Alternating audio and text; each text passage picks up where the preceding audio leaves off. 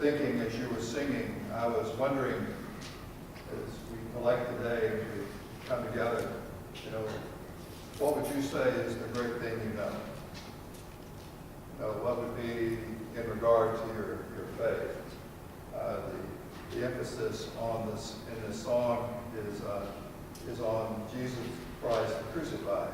But what would you say is the great thing that you know?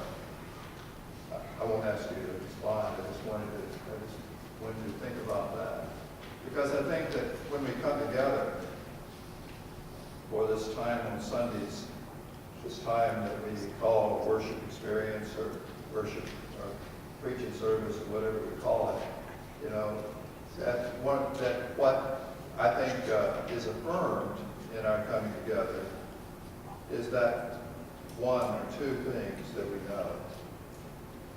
And it may be hidden to us at the moment because of all the clutter of the week. But when we come in together, we get, you know, it's an opportunity for God to push back the clutter and to allow you to experience that one great thing that you know, or that you need to know, or that you need to be reminded of.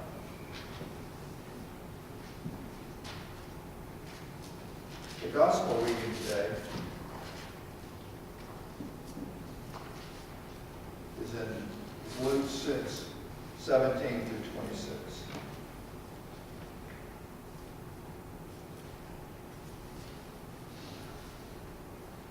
Found on page 64 of your Bible if you'd like to read along. He came down with them and stood on a level place with a great crowd of his disciples and a great multitude of people from all Judea, Jerusalem, and the coast of Tyre and Sidon.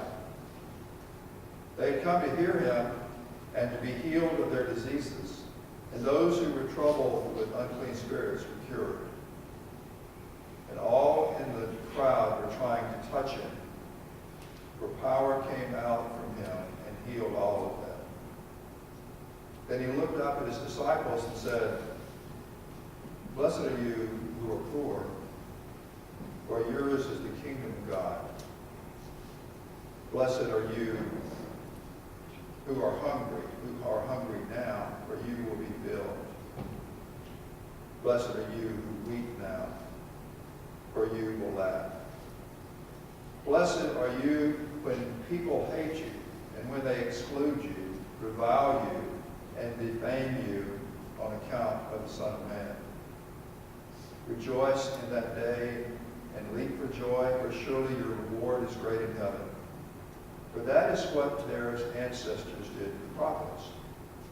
But woe to you who are rich, for you have received your consolation. Woe to you who are full now, for you will be hungry. Woe to you who are laughing now, for you will mourn and weep. Woe to you when all speak well of you, for that is what their ancestors did to the false prophets." May the Lord bless this reading from the Gospel. I'm actually not going to, most of my comments are going to be related to a passage that Tim read, the passage from Jeremiah, sort of a launching pad. I confess to you today that this was not a very expository sermon. It will be a sermon of some other ilk, whatever there is. But it is related to the passage of Scripture.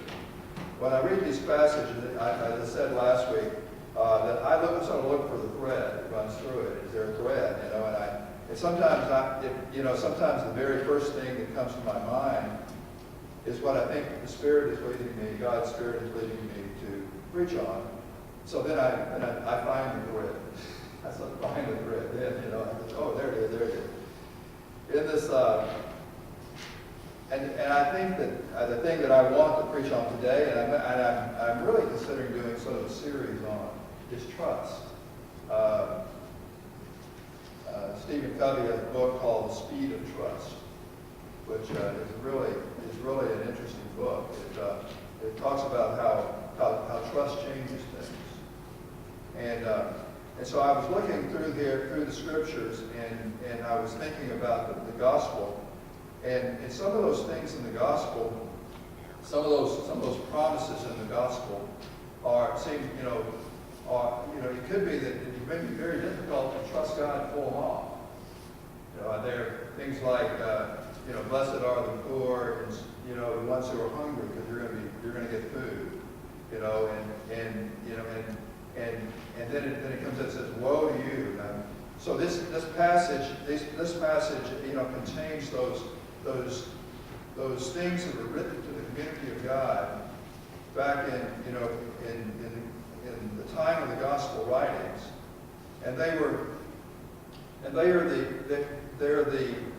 they're sort of sometimes we just sort of skip over them and see them as idealistic.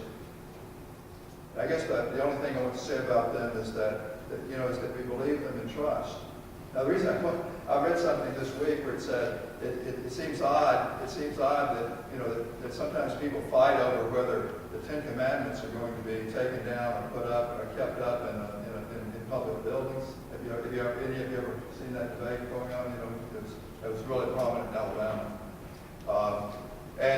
But no one seems to fight over whether the Beatitudes are taken down or put up, and they're never put up really, because they're so demanding. They're so demanding, and yet that seems to be closer to the heart of Jesus to me. The Lucan passage is just a little information. This is the Sermon on the Plains, which is the Luke version of the Sermon on the Mount. Now, it could be that Jesus gave one on the mountain and one on the plains. It could be that is the writers, this is where the writers have set Jesus in the telling of these, in the giving of these. They're similar, but Luke adds the woe tos. It's the woe to you if you do this and that. And so it's a little different. At the beginning of the service, I presented a question to you. Who remembers the question? Anyone? Trust. What is trust? And so today I want to focus for our few minutes together, on a few verses that Tim read from the prophet Jeremiah.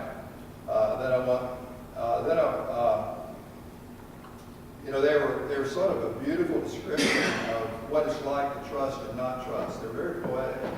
If you look at verse 6, it says, They shall be like a shrub in the desert. These are the people who are not trusting, and shall not see when relief comes. They shall live in a parched place of the wilderness, in an uninhabited salt land.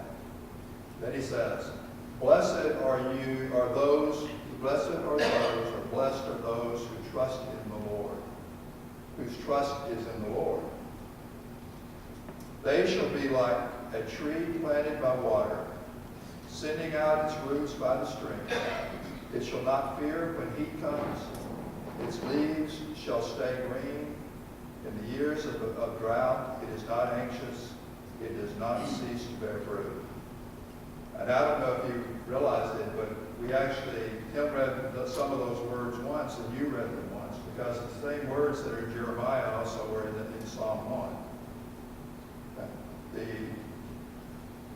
These are very descriptive terms. I've had times that a shrub in the desert, living in a parched place in a wilderness, was an apt description of my inner life. Have you ever had that?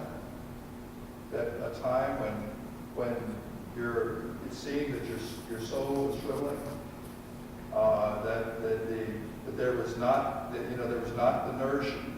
nurture that was there to need it to make it flourish. And I've shared some of this before, but you don't remember either. So my college years were years of sort of spiritual upheaval for me. Maybe you experienced that too, that your college years were years of spiritual upheaval. Maybe you're going through it right now. Maybe there are challenges that are things that are challenging that which you thought you knew and what you believed, and now you're having to grapple with it. And you know, I think I was a pretty bright student, but I was not a real disciplined student. And so, you know, so I always felt like I was a little bit behind in school, you know, and so sometimes it was a very stressful time for me. And I was at a 2-year college in Mississippi, actually living on campus, and I had a football scholarship. But I discovered after the first year that I was not really college material. I was just too slow to be as light as I was. And in addition to that, the faith that I brought with me from home seemed to be inadequate for the new questions that were being raised in my mind. I was, you know, in history, I discovered that there was more than one flood story, you know, and more than one creation story. So there were a lot of things that I just sort of I had to ponder. It didn't match with the things that Mr. Coward taught me back in Sunday school. And so I had to deal with some of those things, and it impacted by the faith that I had, and I began to question most of the things that I learned. And this led me to seek the help from a Presbyterian pastor from a nearby town. His name is Joe Warner, and he would come to our campus and he would visit this student from his town. And that's how I met Joe. And so when I had questions, like one night, Mike, the student, Joe would come to visit, and my roommate Wayne and I sat in our room and sort of said, okay, we're going to decide tonight what we really can believe. We started throwing things away, you know, things that about God, about Christ, and we started throwing them out. And I remember I had two feelings that night. One was sort of a liberated feeling, and then the other thing was it really scared me. You know, it scared me to think that the route that I was going was taking me to a place that sort of said that the world is that there's no purpose, and the worlds are just in the hands of people sort of like fools like me. You know, some brighter, some less, some not as bright. And it was sort of a scary thought. And so I thought maybe I should give God one more chance in my life. So I called Joe, the pastor from Belzoni, Mississippi, came up the next night, met with us, and I don't know what he said that was so different from anything else I'd ever heard. And it was probably nothing really. But somehow in this conversation, I implemented an upgrade, a spiritual upgrade, and I found myself trusting again, and I began to feel more like a tree planted by water. I felt like my roots began to dig deep into the rich soil and they were being nurtured. And I sensed new qualities, close akin to what the Bible calls the fruit of the Spirit. I began to see things happen in my life. I would like to tell you that was the last time that I experienced that decline of spirituality within me. But then when I went to the transfer to a 4-year college, and I sort of just took luck chance on my roommate, and the man that I was assigned a room with was a man named James Pope, and you don't know him, do you? Okay. And I got to campus early, and our room was at that school, the fraternities had wings, so my room, though I was not in a fraternity, was on the Kappa Alpha wing and so there were KAs all around me. And I remember, I introduced myself to some people, and they said, "Who's your roommate?" And I said, "James Pope." And they said, "Oh, James was here last year. He doesn't even believe in God, And so he had a reputation for being this very outspoken, determined, atheist. And so James, and he was. And James came, and he was a brilliant student. He challenged me. I found myself again shriveling up, and this time things became sort of dark for me. I just thought I really became down. There are times I would sit at my desk with my Bible open, and I only did it for James, because it was really difficult for me to read my Bible and to let it sink into me. I opened my Bible so I would be the witness of James. And he probably made more impact on me than I was making on him. And during that time, I was shriveled, and my soul shriveled again.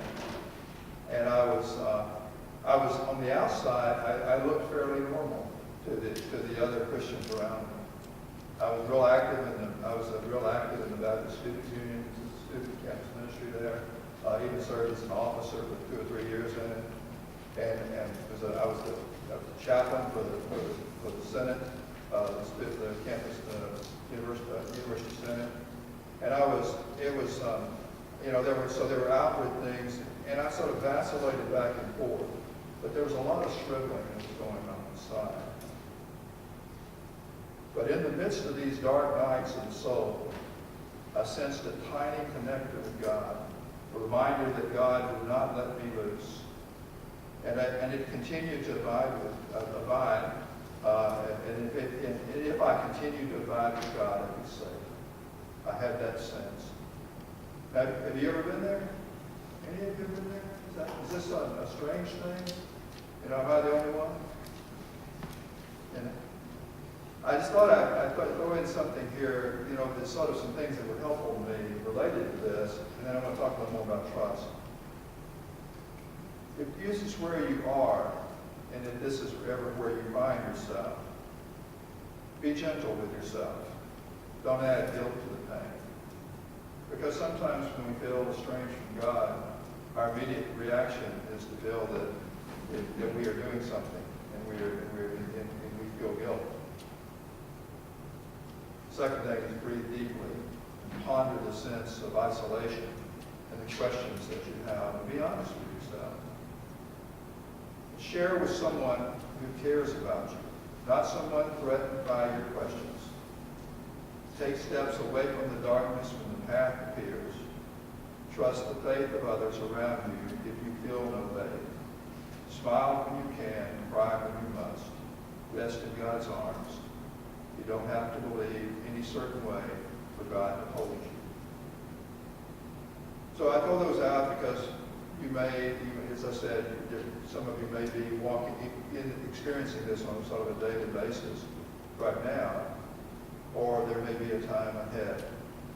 And I know that there are plenty of people here that would be glad to be the person to walk with you. Some of you have heard some of that story before, but I thought it fit well. And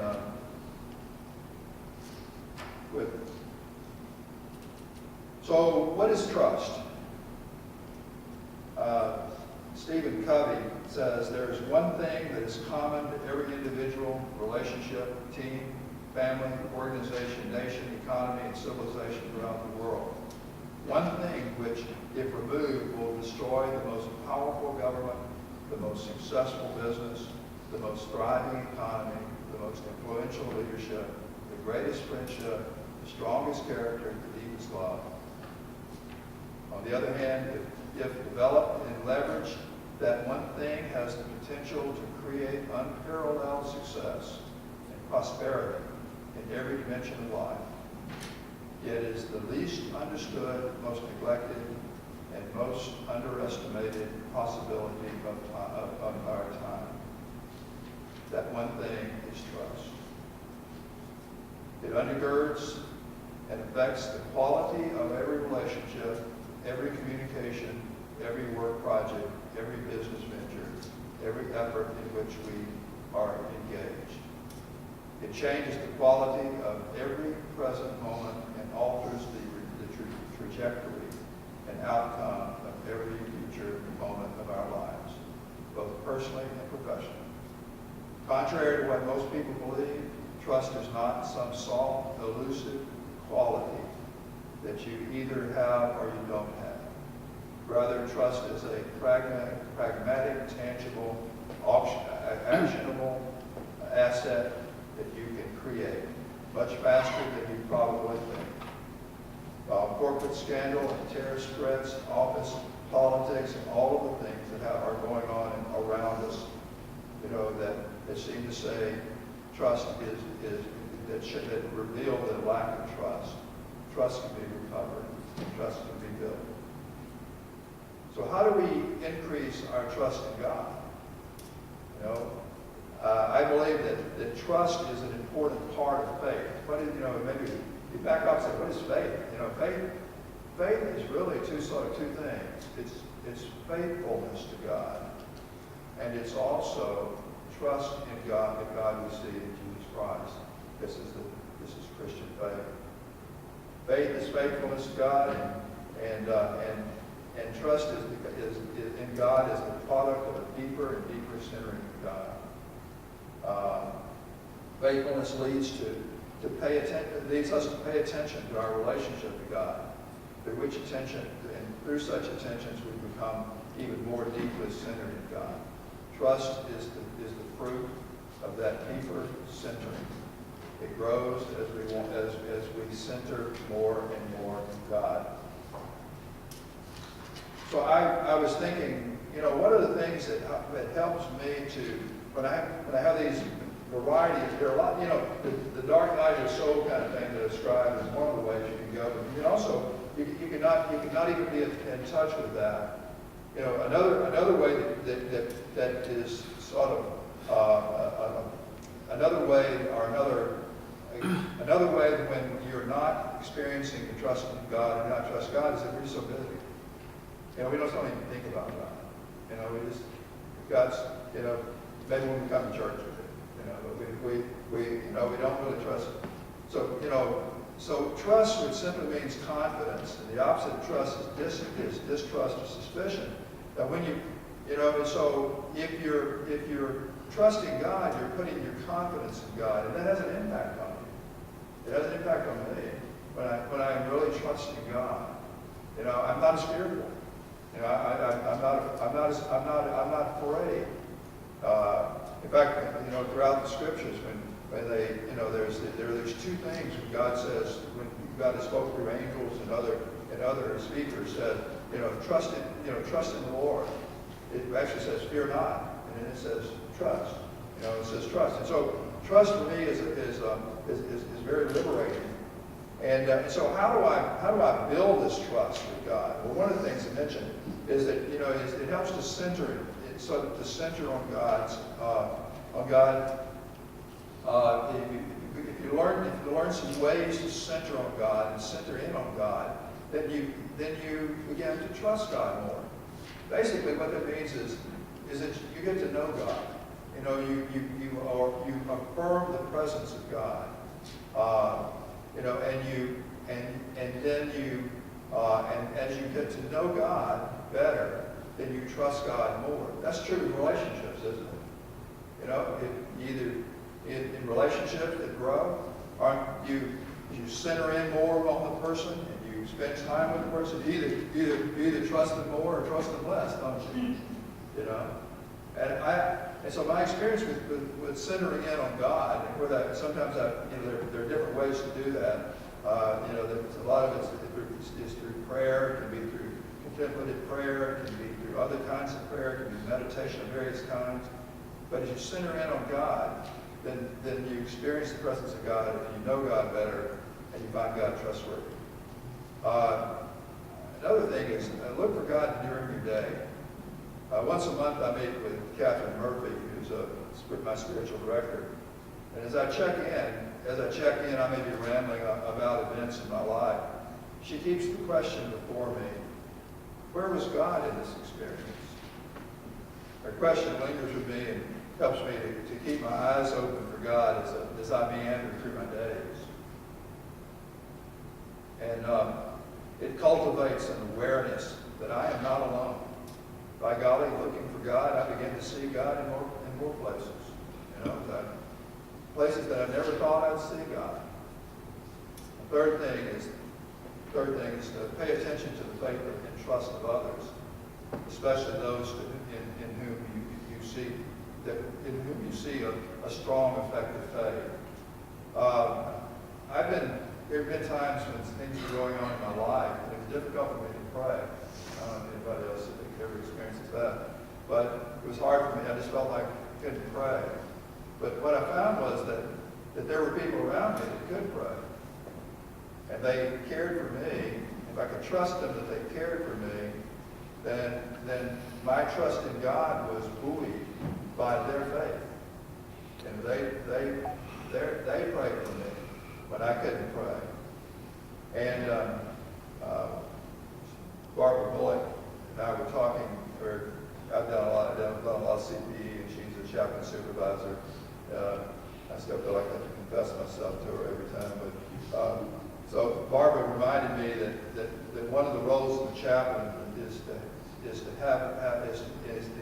express faith and share faith with others who at that moment cannot find their own. So often I borrow from the faith of others, and somehow it builds my trust. And I'm a gregarious person. That just simply means that I like hanging out with people, and I like I like chatting, and I like sharing. So when the trust is high in a community, it overflows into my life through worship, through conversation, just the presence of those around me. Like anyone else, I can be critical of if I come into a worship service, I can be critical of a morning worship service. I wish they'd sung a different song, or I don't like what the preacher's wearing, and or I'm not, maybe the preacher's wearing a robe, and I'm not used to that, or maybe the preacher's not wearing a robe, and that's what I would like them to wear. Bells, why do we play bells? There are all these kind of questions that come up as people sit here. And where I really want to be when I come together with you is I want to let the sights and sounds and songs and insights shared buoy and strengthen my faith and lead me to greater trust in God. If I'm looking for that, I just about always find it. Regardless of who the people are that I'm with, I always find it. That's what I'm looking for.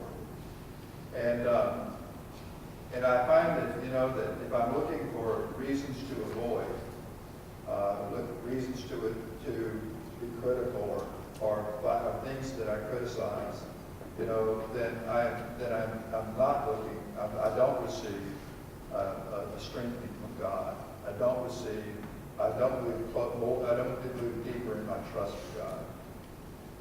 So how do you build your trust in God? This is where you can share if you have something.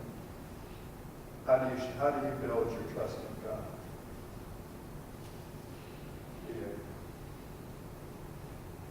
You're sure of mine.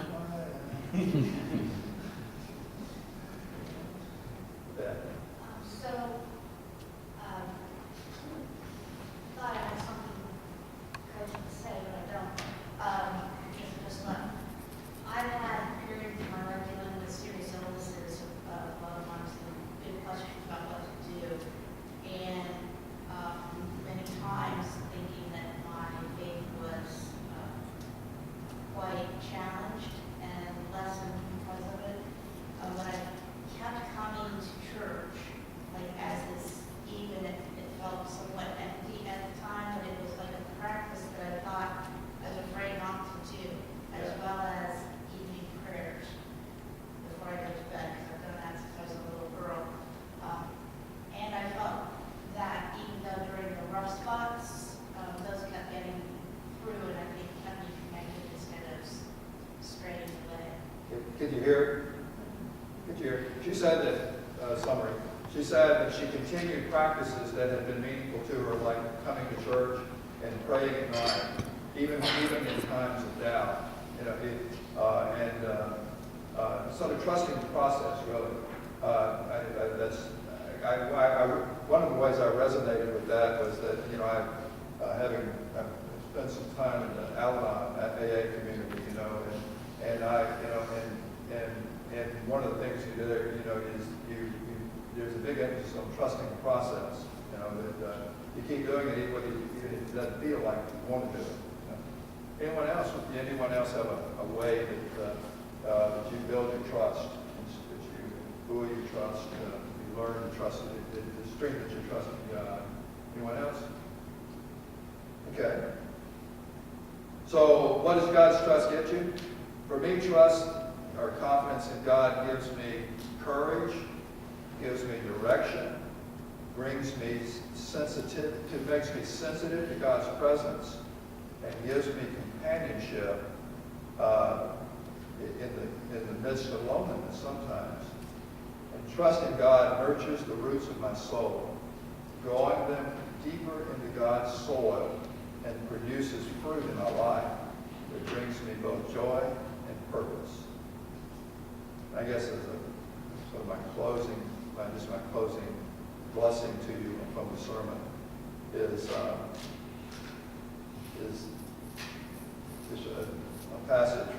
another passage from Jeremiah.